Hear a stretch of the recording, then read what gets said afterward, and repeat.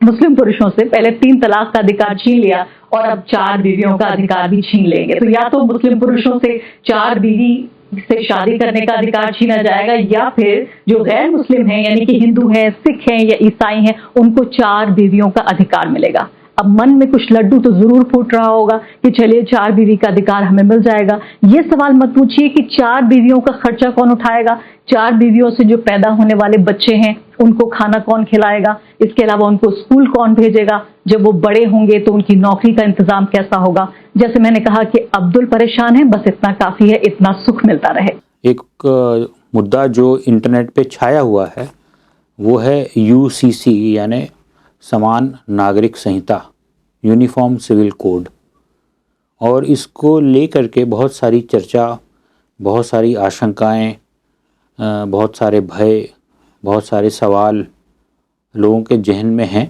एक यूट्यूबर हैं, वो कह रही थी कि इस कानून के आने से पॉलीगैमी को वैधता मिलेगी। यूसीसी में प्रावधान है कि आप एक से ज़्यादा पत्नी रख पाएंगे।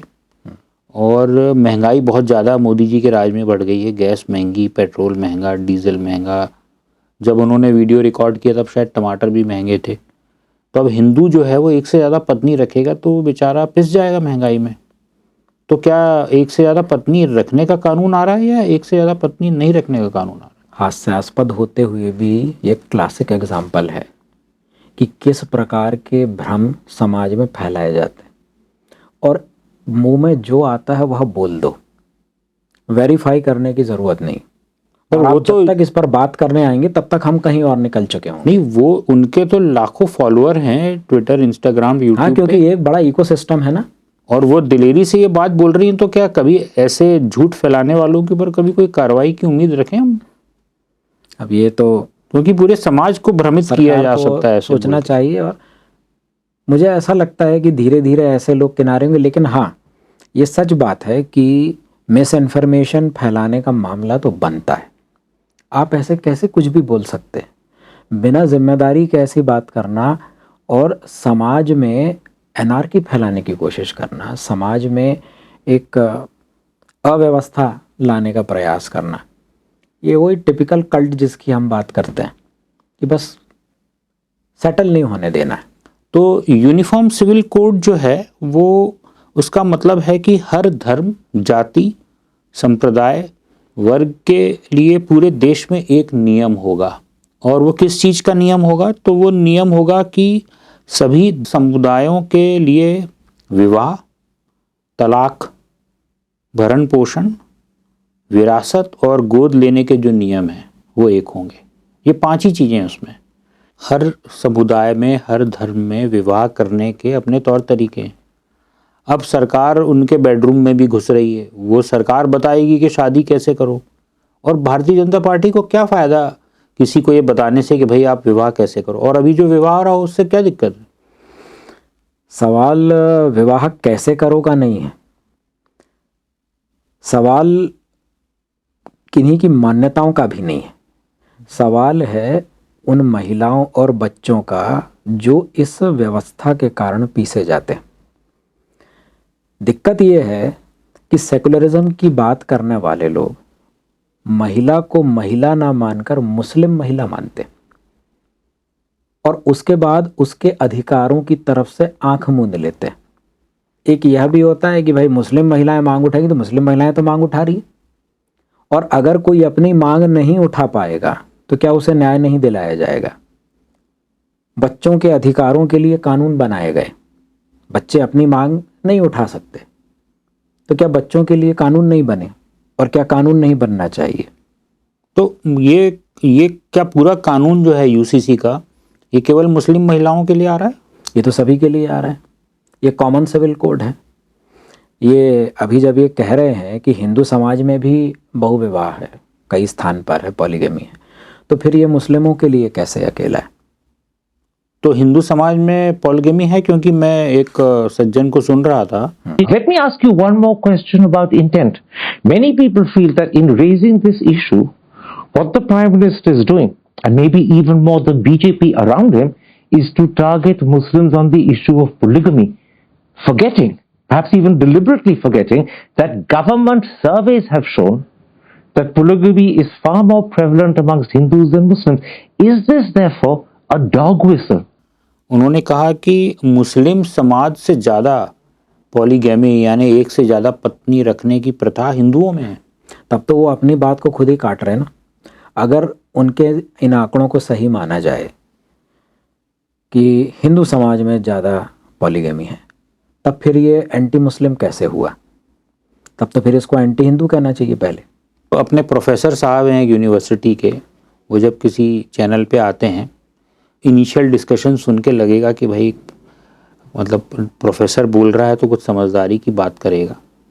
तो अगर आदिवासी नहीं आएंगे उसमें, उत्तर पूर्व के लोग नहीं आएंगे, बाकी लोग नहीं आएंगे, गोवा का भी जिक्र हो रहा है, गोवा का भी जिक्र हो रहा है कि उसको भी अलग कर दिया जाएगा, तो फिर बचा कौन? एक परिवार एक कानून जो है उसमें रहा क्या? फिर उसमें रहा क्या? तो बहुत स्पष्ट है कि उसके बाद सिर्फ मुसलमान बचे। और आप कह रहे हैं कि तब हम तो इससे ये स्पष्ट हो जाता है कि मंशा क्या है। ये कोई भारत के सारे नागरिकों को एक नागरिक संहिता में लाने की कोशिश नहीं है, बल्कि सिर्फ हिंदुओं में एक उत्तेजना पैदा करने की कोशिश है कि यह जो एक समुदाय है मुसलमान, जो अपने तरीके से जीता रहा है, इसको अब हम अपने तरीके से। और अल्टीमेटली थोड़ी देर बाद समझ में आया कि भाई ये तो पॉलीगैमी का सपोर्ट में बात कर रहे हैं।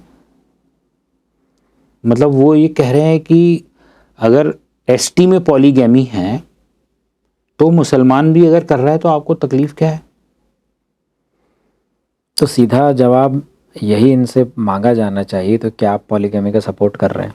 हाँ, क्योंकि मैं जब उनकी बात सुनता हूँ कि भाई हिंदू समाज में भी पॉलीगैमी है, मैंने तो अपने आसपास पॉलीगैमी हिंदू समाज में अभी तो नहीं देखी। पुराने किस्से जरूर सुने हैं, मैं डिनाई नहीं कर रहा हूँ। हम गुजराती हैं, हमारे गुजरात में भी मतलब ऐसा बोला जाता था कि वो उनकी पहली पत्नी का बच्चा है, वो उनकी दूसरी, एक 4-5 जनरेशन पहले की बात बता रहा हूँ।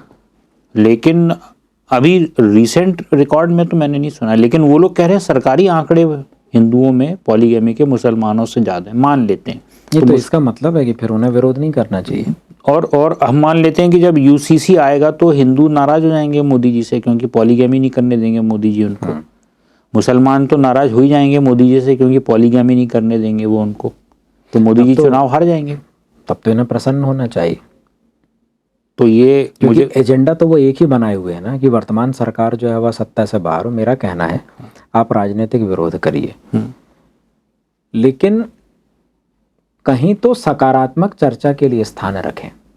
तो इसमें ये कानून आने से पॉलीगैमी गैर कानूनी हो जाएगी? निश्चित रूप से पॉलीगैमी गैर कानूनी हो जाएगी। तो प्रशांत जी, पॉलीगैमी तो मैंने सुना है कि शेड्यूल्ड ट्राइब्स में भी है। क्या शेड्यूल्ड ट्राइब्स को भी आप सोच रहे हैं कि रोका जाएगा इस कानून के तहत? वर्तमान में उनको इस दायरे से बाहर रखा गया है और संविधान निर्माताओं ने इसमें बड़ी गंभीरता से विचार किया था। और ये एक बड़ा अच्छा प्रश्न भी है जो आपने उठाया है। जब संविधान हमारा बना, और संविधान जिन्होंने बनाया वो दूरदर्शी लोग थे, तो ये उस समय विचार किया गया कि हम जो आधुनिक कानून या नई व्यवस्था ला रहे हैं, इसे सब कोई समझ सकेंगे क्या? आज जो हमारा जनजातीय समाज है, वहाँ आज भी आप देखेंगे तो संपर्क और संवाद का अभाव है। इतने वर्षों बाद भी आप वहाँ पर एकदम से कानून अगर लेकर आते हैं तो उसका क्या रिएक्शन होगा? क्या आप उसको लागू कर पाएंगे? इसीलिए 5वीं और 6ठी अनुसूची का विषय आया, इसीलिए पेशा कानून आया। जैसे अभी कुछ समय पहले मध्य प्रदेश में पेशा कानून लागू हुआ। ये क्या है पेशा कानून? पेशा कानून जो जहाँ जनजातीय आबादी अधिक है, ऐसे क्षेत्रों में ग्राम पंचायतों को कुछ निर्णय करने के अधिकार देती, ताकि जनजातियों के जो परंपरा से चले आ रहे रोजगार हैं, उनकी जो सामाजिक व्यवस्था है, वह बाधित ना हो और उनकी परंपराओं का संरक्षण होता रहे। तो ये अब ये विरोधाभासी बात नहीं है कि एक तरफ तो पेशा कानून बना के आप उनकी परंपराओं का संरक्षण कर रहे हैं, और अगर किसी समुदाय की परंपरा है कि हम एक से ज्यादा पत्नी रखें तो आप कह रहे हैं नहीं ये गैर कानूनी। ये दोनों अलग अलग बातें हैं।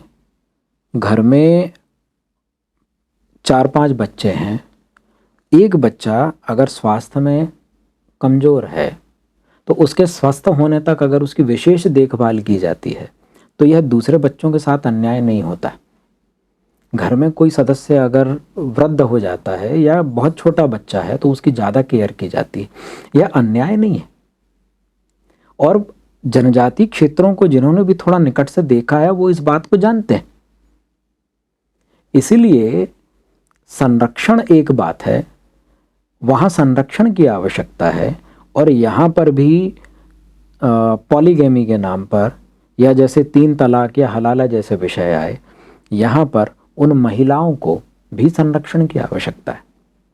आनंद जी, आप अगर इस पूरे पैटर्न को देखें और इस आर्गुमेंट को देखें, आप देखिए वो कहते हैं कि अगर एसटी समाज को इससे बाहर रखा है तो बाकी को भी बाहर कर दो, और अगर इनको लेके आ रहे हो तो सबको लेकर आओ।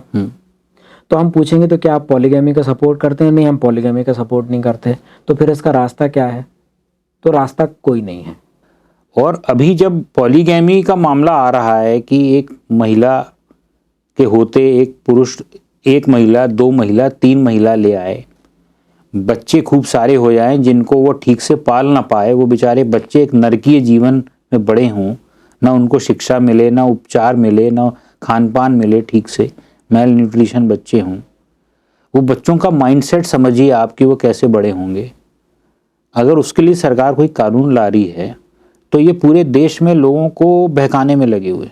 हाँ, तो इसको मानवता के दृष्टिकोण से और मानव अधिकार, मूलभूत अधिकार के दृष्टिकोण से देखना चाहिए। विडंबना ये है कि इस कानून को जो प्रश्न उठा रहे हैं या जो विवादित करना चाहते हैं वह मूलभूत अधिकारों के नाम पर ही विवादित करने का प्रयास कर रहे हैं, जो कि सच्चाई नहीं है।